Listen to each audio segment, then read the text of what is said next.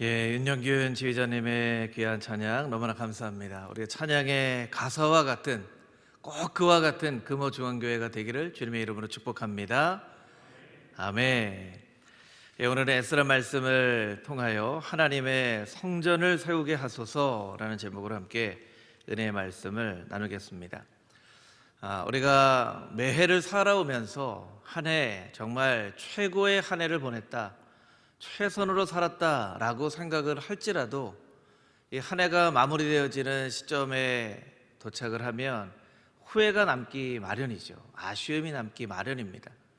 그런데 올 한 해는 정말 갑작스럽게 시작된 코로나19로 말미암아 정말 무언가 시도해 보지도 못한 채 그 코로나를 대처하다가 1년 동안 한 해가 지나가게 되었습니다. 어느 해보다도 참 아쉬움이 많이 남는 그런 한 해입니다.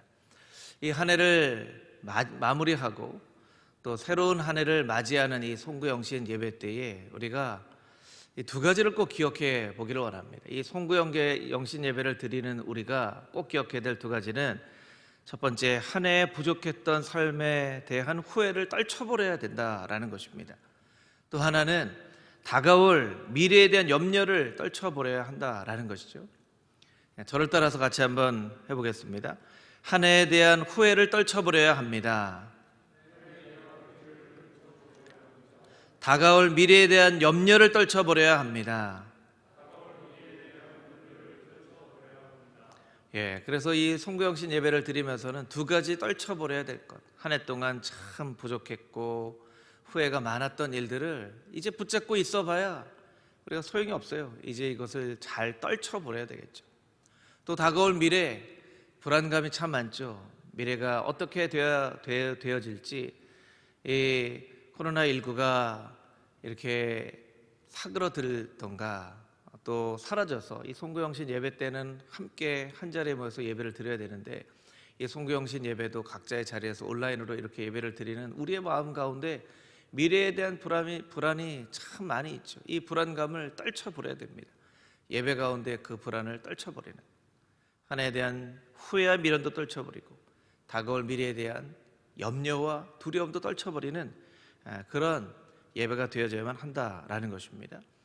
한 해에 대한 후회를 떨쳐버리고 또 미래에 대한 걱정도 떨쳐버리는 그런 귀한 송구영신 예배를 드리는 금호중앙의 모든 성도님들이 다 되시기를 주님의 이름으로 축복합니다. 아멘. 송구영신 예배를 준비하면서 예전에 봤던 영화 한 편이 생각이 났습니다. 이제 국제시장이라고 하는 영화인데요, 여러분 아마 다 기억하실 거예요. 지금 자막으로 또 영화 포스터를 보여드리는데요, 2014년 12월에 개봉을 했더라고요. 12월 17일에 개봉을 해서 누적 관객 수 1,400만 명이 넘는, 정말 국민 영화라고 할 만큼 많은 사람들이 본 그런 영화입니다. 이 한국의 격변기, 1950년 한국 전쟁부터 현대에 이르기까지 그 격변기를 그 주인공의 삶과 그의 가족사를 통해서 그린 너무나 감동적인 그런 역사죠. 아마 금호중앙의 많은 어르신들, 우리 권사님, 장로님, 집사님들은 저 사람의 인생이 내 인생 같다, 이런 생각들을 많이 하시면서 보셨을 그런 영화입니다. 이 영화의 마지막 장면이 혹시 기억나시는지 모르겠어요. 이 주인공인 황정민이 이제 나이가 많이 들어서 이제 잃어버린 동생도 찾고 그 부산에서 정말 격변기를 겪으면서도 정말 열심히 사는 이제 할아버지가 되어서 행복한 가족의 웃음소리가 울려지는 가정 가운데 혼자 방으로 와서 혼잣말을 하는 그런 장면이 있습니다. 아마 여러분들이 잘 기억나시지 않을 것 같아서 영화 클립을 준비했는데요, 짧게 이 영화의 마지막 장면을 함께 좀 보도록 하겠습니다.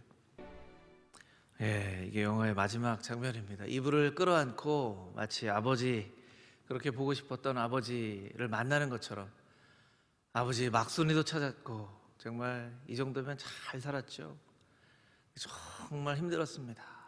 정말 힘들었습니다 라고 얘기하는데, 이제 주인공이 어린 꼬마가 되고요, 아버지가 와서 정말 고생했다, 정말 고생했다 하고 안아주시는 이 모습이 마치 2020년 한 해를 살아온 우리를 하나님께서 이렇게 안아주시고 참 수고 많았다 이렇게 위로해 주시는 그런 모습 같이 생각이 들어졌습니다. 여러분 올해 참 수고 많으셨습니다. 정말 수고 많으셨고요. 오늘 우리 장로님들과 교역자들이 이제 교회 예배를 드리시고 아마 각자의 가정에서 가족들이 예배를 드리시는데요. 우리 예배를 드리시는 우리 장로님들과 교역자들은 서로를 바라보면서, 가정에서 예배를 드리시는 분들은 우리 가족들을 이렇게 안아주시면서 이렇게 한번 서로에게 한번 오늘 인사했으면 좋겠습니다. 한 해 동안 수고 정말 많았습니다. 이렇게 한번 우리 인사하는 시간 갖도록 하겠습니다.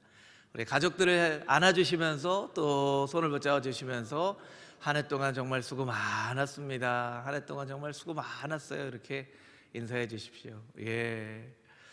한 해 동안 정말 수고 많으셨습니다. 우리가 생각했던 대로 되어지지는 않았지만, 우리가 계획했던 대로 되어지지는 않았지만 정말 한 해 수고 많이 하셨습니다. 한 명도 빠짐없이 우리 장로님, 권사님, 집사님, 또 교사들, 우리 구역장들, 또 재직부서 뿐만 아니라 예배의 자리에서, 기도의 자리에서 이름도 빛도 없이 예배 드리고 기도하고 또 봉사했던 그 많은 봉사자들, 여러분 모두에게 하나님께서 한 해 정말 수고 많았다, 수고 많았다 이렇게 축복해 주시는 그런 오늘 예배가 되기를 소망합니다.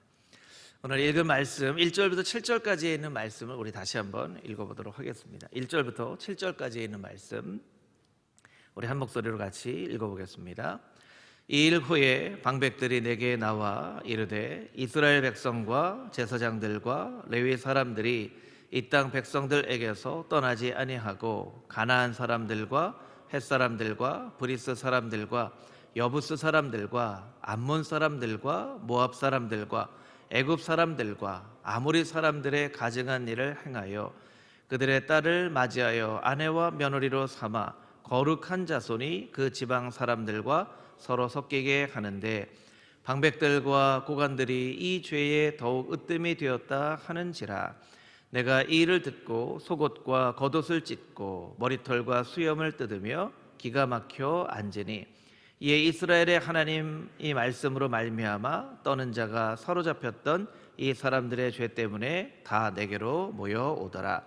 내가 저녁 제사 드릴 때까지 기가 막혀 앉았더니 저녁 제사를 드릴 때에 내가 근심 중에 일어나서 속옷과 겉옷을 찢은 채 무릎을 꿇고 나의 하나님 여호와를 향하여 손을 들고 말하기를 나의 하나님이여, 내가 부끄럽고 낯이 뜨거워서 감히 나의 하나님을 향하여 얼굴을 듣지 못하오니 이는 우리 죄악이 많아 정수리에 넘치고 우리의 허물이 커서 하늘에 미침이니이다. 우리 조상들의 때로부터 오늘까지 우리의 죄가 심하매 우리의 죄악으로 말미암아 우리와 우리 왕들과 우리 제사장들을 여러 나라 왕들의 손에 넘기사 칼에 죽으며 사로잡히며 노략을 당하며 얼굴을 부끄럽게 하심이 오늘날과 같으니이다. 아멘. 오늘 우리가 읽은 이 에스라 말씀은 학사 겸 제사장이었던 에스라의 간절한 기도 중에 한 부분입니다. 느헤미야와 에스라서는 바벨론 포로기로부터 돌아온 이스라엘 백성의 재건 이야기를 기록한 말씀입니다. 느헤미야서는 느헤미야를 중심으로 무너진 성벽을 건축하는 그 역사의 기록이고, 이 역사의 기록은 52일 만에 아주 기적적으로 마무리가 되어지는 놀라운 사건, 이해할 수 없을 만큼의 그 무너진 성벽을 너무나 짧은 52일 만에, 그래서 1년이 52주이잖아요. 그래서 느헤미야서의 이 성벽 재건의 역사를 이 1년에 52주로 이렇게 비유하는 경우들이 많이 있죠. 성벽 재건의 역사는 기적적으로 잘 마무리가 되어졌습니다. 그러나 에스라서를 중심으로 한 이스라엘 백성의 신앙의 회복은 잘 마무리가 되어지지 않은 그런 모습을 우리가 발견을 하게 됩니다.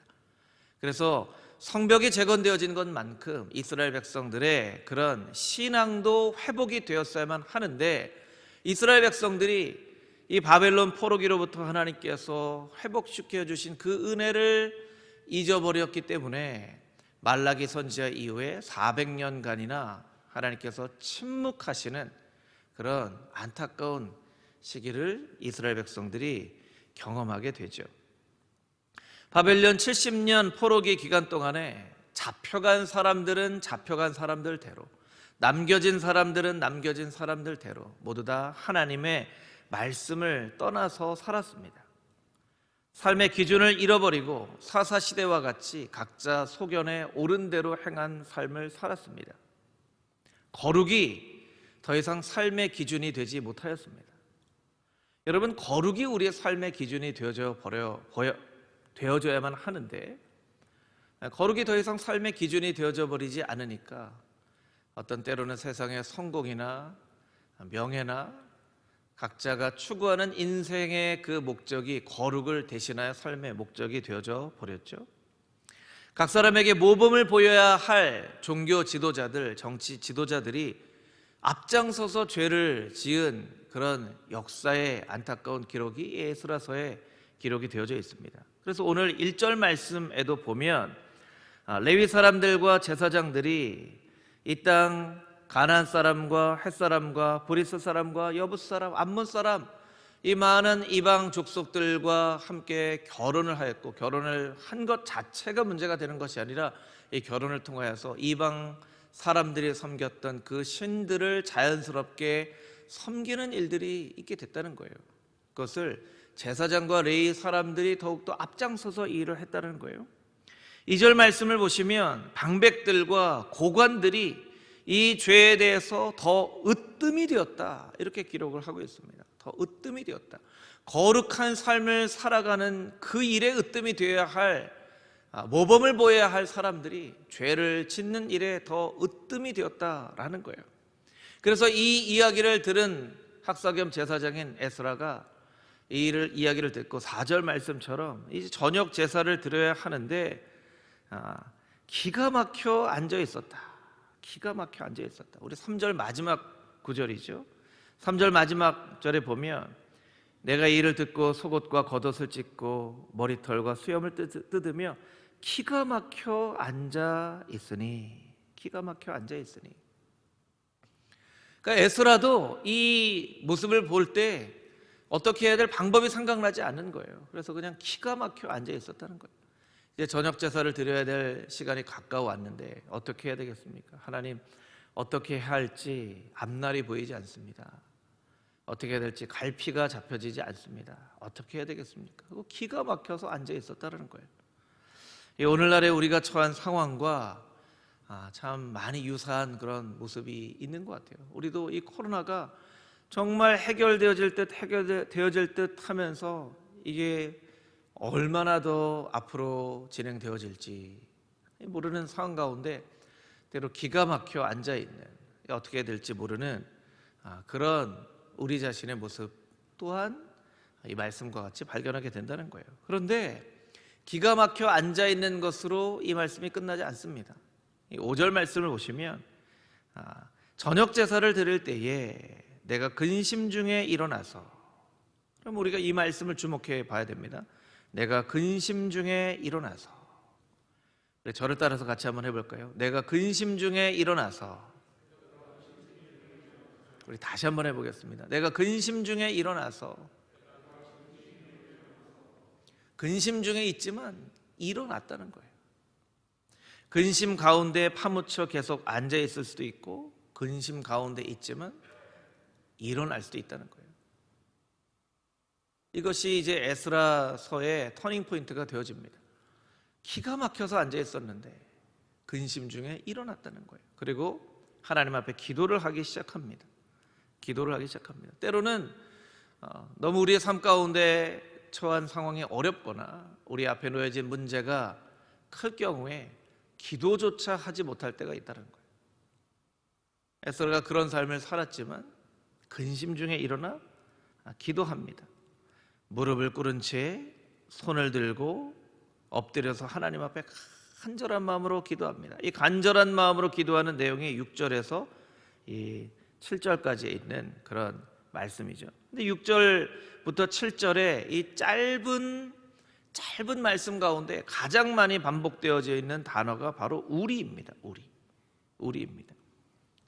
우리 죄악이 많아, 우리 허물이 커서 우리 조상들의 때부터 오늘 우리의 죄가 심함에 우리 죄악으로 말미암아 우리와 우리 왕들과 우리 제사장들을 여러 나라에 우리라고 이야기를 한다는 거예요. 여러분, 이 죄악은 에스라의 죄악은 아니었습니다. 에스라의 죄악이 아니었죠. 많은 잘못된 길을 걸어갔던 제사장들과 레위 사람들과 방백들과 고관들의 죄악이었어요. 그 시대의 죄악이 아닌 죄악도 있었습니다. 이미 에스라 시대 이전에 이 신앙의 선배들이 지었던 축복을 유업으로 받아야만 함에도 불구하고 때로는 축복을 유업으로 받지 못하고 죄악을 유업으로 받게 되기도 합니다. 이 신앙의 아버지 세대, 그 할아버지 세대가 지은 죄악이었어요. 그런데 에스라는 이 사람들이 죄를 지어서, 부모 세대가 죄를 지어서 라고 이야기하지 않고 우리의 죄악을, 우리의 허물을, 우리의 잘못을 이라고 이야기하고 있다는 거예요. 여러분, 이것을 통해서 우리가 깨달아 알 수 있는 것은 무엇입니까? 교회란 어떤 공동체입니까? 교회는 너희가 하면 망하고 우리가 하면 살 수 있는 공동체라는 것입니다. 여러분, 같이 한번 따라해 보실까요? 교회는 너희가 하면 망하고 우리가 하면 삽니다. 할렐루야.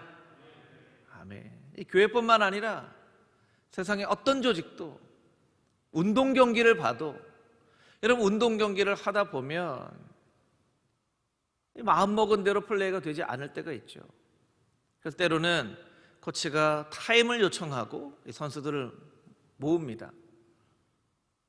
여러분, 서로가 무슨 잘못을 했는지를 지적하면 경기가 나아질 수가 없어요. 너는 왜 그렇게 했냐? 너 왜 패스하라고 그랬는데 패스 안 하냐? 너는 왜 플레이를 좀 똑바로 하지? 간혹 가다가, 여러분, 간혹 가다가 축구나 농구나 야구 같은 그런 경기를 보다 보면요, 자기 선수들끼리 싸우는 경우가 있어요. 자기 선수들끼리 싸워요. 그래서 그것이 뉴스가 되기도 하죠. 여러분, 자기 선수들이 싸우면 뉴스가 됩니다. 세상 사람들이 알고 있어요. 자기 팀은 서로 싸우면 안 된다는 것을. 그런데 서로 자기 선수들끼리 서로 좀 싸워요. 이게 굉장한 뉴스가 되어지는 거예요. 어떤 조직도 마찬가지입니다. 그 조직에 살려면 서로 싸우면 안 됩니다. 너희가 하면 안 되고, 너희가 하면 망하고, 우리가 하면 살아난다는 거예요. 이것은 운동 경기든 세상의 어떤 조직이든 어떤 사람들이 많이 모여서 살아가는 삶의 환경 가운데 우리가 잘 알고 있는 그런 일이죠. 에스라가 기도했다는 거예요. 우리가 했다는 거예요. 세상에 많은 교회들이 있습니다. 많은 교회들이 있지만 하나님께 영광을 올려드리는 교회도 있고 하나님의 영광을 가리우는 교회도 있죠. 하나님의 영광을 가리우는 교회를 이렇게 물끄러미 관찰을 해보면 그 교회는 우리가보다 너희가가 더 많습니다. 너희가 잘못해서, 너희가 잘못해서. 나이가 적은 사람들은 나이가 많은 어른들이 뭘 잘했다고, 나이가 많은 어른들이 잘못해서, 어른들은 젊은 사람들을 향해서 참, 요새 젊은 사람들은 젊은 사람들이라고도 안 하죠. 젊은 것들은 이렇게 하죠. 예. 신앙이 오래된 사람들은 이제 막 신앙생활을 얼마 시작하지 않은 사람들을 향해서 요즘 믿는 사람들은 이렇게 얘기를 합니다. 또 신앙을 가진 지 얼마 안 된 사람들은 오래된 신앙인들을 향해서 손가락질을 합니다. 뜨겁지도 차갑지도 않은 사람들이라고. 때로는 교육자들은 성도들은 교육자들을 그렇게 얘기를 하기도 합니다. 리더들은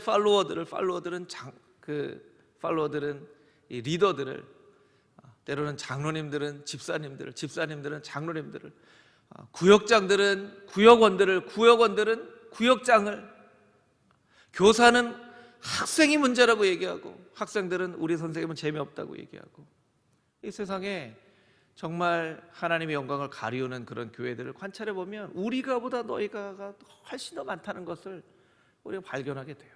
그런데 그런 척박한 환경 가운데에서도 부응하고 하나님께 영광을 올려드리고 세상의 빛과 소금의 역할을 감당하는 교회들을 이렇게 잘 들여다보면 흠이 있어도, 잘못이 있어도, 아우, 이거 내 잘못입니다. 내 부덕의 탓입니다. 내가 더 기도했어야 되는데, 내가 더 섬겼어야 되는데, 이거 다 우리가 잘못해서 그런 겁니다. 이게 다 우리의 잘못입니다. 이 죄를, 잘못을, 흠을 자꾸 자기의 것으로 이렇게 끌어안아요. 원래 여러분, 상을 끌어안고 잘못을 이렇게 누군가 가져가도록 이렇게 놔두기 마련인데, 이 잘못이 나오면, 흠이 나오면 이거 빨리 자기의 품으로 품습니다. 여러분 한번 상상을 해보세요. 뭔가 죄와 잘못과 상과 축복이 이렇게 물건처럼 있다고 한번 생각해 보세요. 여러분, 상을 가져가시겠습니까? 흠을 가져가시겠습니까? 다 사람들은 상을 가져가고 싶죠. 축복을 가져가고 싶죠. 이거 내 거야. 그런데 정말 복된 교회는요, 흠과 잘못이 나오면 얼른 가져가서 내 것으로 삼습니다. 아, 이거 내 겁니다. 아유, 내가 잘못해서 그렇습니다. 내가 부족해서 그렇습니다. 아, 이거 우리가 더 잘하면 됩니다. 우리가 더 잘하면 됩니다. 예. 여러분, 에스라가 살아갔던 이 시대는요, 정말 기가 막혀서 앉아있을 정도로 어디에서부터 손을 대고 어디에서부터 이 사람들의 신앙을 회복해야 될지 모를 정도의 지경까지 이른 그 상황에 놓여졌지만, 여러분, 에스라의 기도를 통해서 하나님께서 그 잘못을 품게 하시는 거예요. 이거 우리의 잘못입니다. 우리의 흠입니다. 여러분, 2021년 한 해 혹시 여러분의 눈에 잘못과 흠과 허물이 금호중앙교회 가운데 보여진다면 얼른 것을 붙잡아서 여러분 주머니에 쏙 넣을 수 있는 그런 은혜가 저와 여러분에게 있게 되기를 주님의 이름으로 축복합니다. 너희가 잘못해서 너희의 흠이, 너희의 죄악이 아니라 다 내 잘못입니다. 내 흠입니다. 우리가 잘못해서 우리가 함으로 금호중앙교회가 더욱더 하나님께서 기뻐하시는 아름다운 교회가 되어져 갈 수 있는 2021년이 되어질 줄 믿습니다. 아멘. 우리 8절 9절에 있는 말씀을 같이 한번 읽어보겠습니다. 8절 9절에 있는 말씀 우리 함께 읽겠습니다. 이제 우리 하나님 여호와께서 우리에게 잠시 동안 은혜를 베푸사 얼마를 남겨두어 피하게 하신 우리를 그 거룩한 처소에 박힌 목과 같게 하시고 우리 하나님이 우리 눈을 밝히사 우리가 종노릇 하는 중에서 조금 소생하게 하셨나이다. 우리가 비록 노예가 되었사오나 우리 하나님이 우리를 그 종살이하는 중에 버려두지 아니하시고 바사왕들 앞에서 우리가 불쌍히 여김을 잊고 소생하여 우리 하나님의 성전을 세우게 하시며 그 무너진 것을 수리하게 하시며 유다와 예루살렘에서 우리에게 울타리를 주셨나이다. 아멘. 아멘. 우리가 하나님 앞에 늘 간절한 마음으로 기도하는데요, 이 기도의 응답은 이 두 가지의 모습으로 늘 우리에게 오는 것을 우리가 알 수 있습니다. 첫 번째, 하나님의 직접적인 응답. 그것이 예스이든 노이든 웨이트이든 음성을 들려주시던 사건을 보여주시던 하나님의 직접적인 즉각적인 응답으로 기도의 응답이 오게 되는 경우가 있어요. 여러분, 또 한 가지 우리가 잘 눈여겨봐야 알아야 하는데 우리가 놓치는 것 중에 하나는 기도자의 내적인 결단으로서 응답이 오게 되어지는 경우가 있어요. 그 무슨 얘기냐면, 우리가 간절한 마음으로 간구했는데 무슨 하나님의 음성이 들리거나 무언가 사건이 이루어지지 않았는데 내 내면에 뭔가 순종하고자 하는 어떤 결단과 그런 일들을 마음에 품게 하시는 하나님의 응답이 있어요. 이건 잘 보여지지 않는 응답이죠. 보여지지 않는 응답이에요. 여러분, 오늘 이 에스라의 기도에 하나님은 어떤 음성으로 응답하지 않으셨습니다. 그런데 이 기도에 대한 두 번째 모습으로 에스라에게 응답하셨다라는 거예요. 무슨 얘기입니까? 하나님 앞에 간절한 마음으로 기도했는데 하나님, 이렇게 살겠습니다 라고 결단을 하게 되는 그런 응답을 하나님께서 에스라에게 허락하여 주셨다는 거예요. 여러분, 이 본문 말씀 가운데 두 가지 에스라의 결단이 나오는데, 첫 번째 8절에 있는 말씀처럼 우리가 거룩한 처소에 박힌 못과 같은 삶을 살겠습니다 라고 결단하는 거예요. 두 번째, 9절에 있는 것처럼 무너진 하나님의 성전을 수리하여 하나님의 성전이 아름답게 세워질 수 있도록 하겠습니다. 여러분, 이것은 에스라의 결단입니다. 하나님의 응답이자 에스라의 결단이에요. 에스라의 결단을 통해서 하나님께서 응답해 주신 것이죠.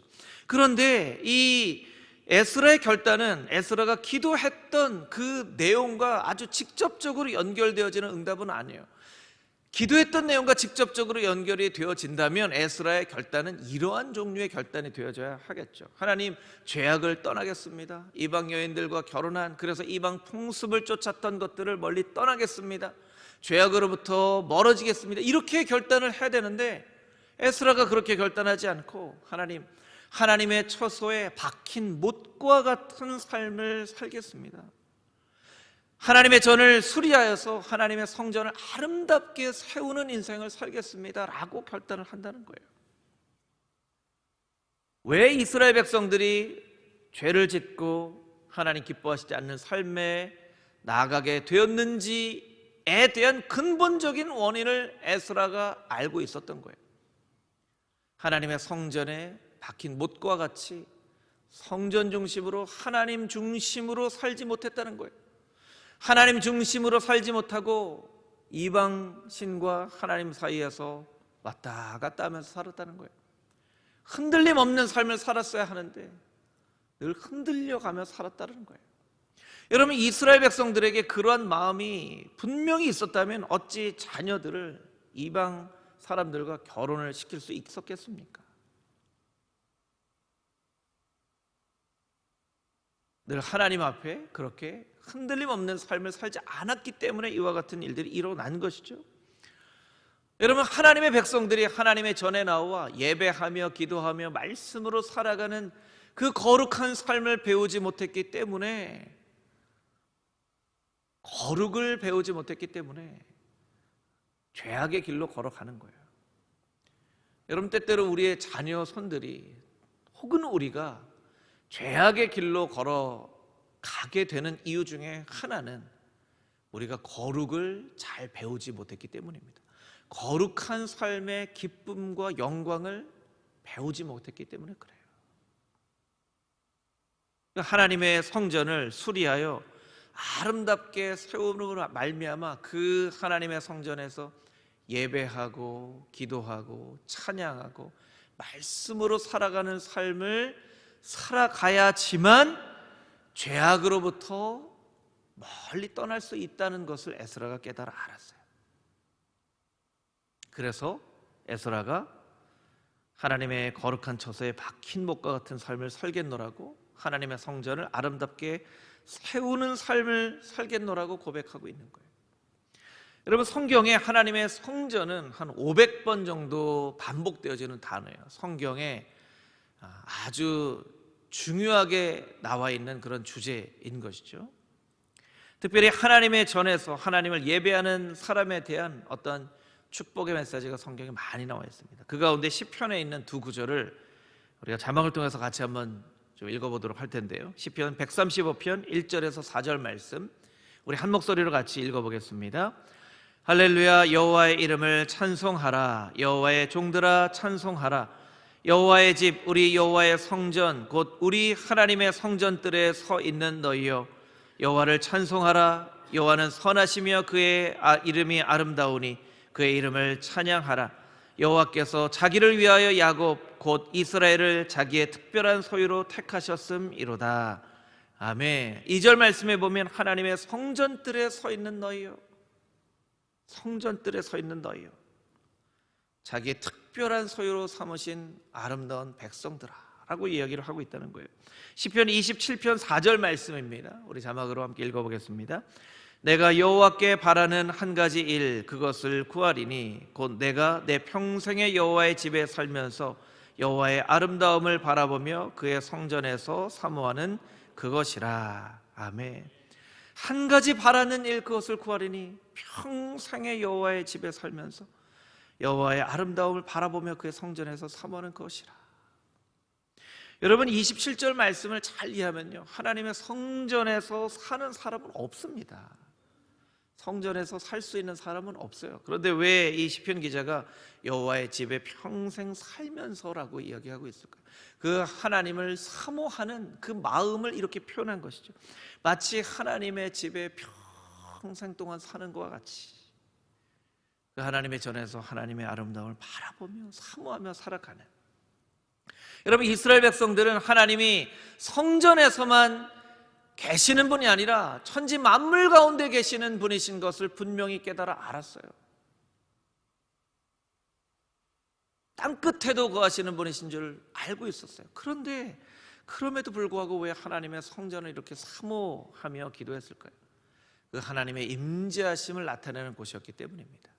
여러분, 코로나19 바이러스로 인하여서 오늘도 우리가 각자의 자리에서 예배를 드리고 있는데, 우리가 이 코로나 바이러스로 교회에 나와서 예배를 드리지 못하니까 정말 하나님의 성전이 얼마나 소중한 존재이고 교회에 이렇게 함께 나와서 예배를 할 수 있다는 것이 우리가 얼마나 큰 축복인지를 우리가 깨달아 아는 한 해가 되었죠.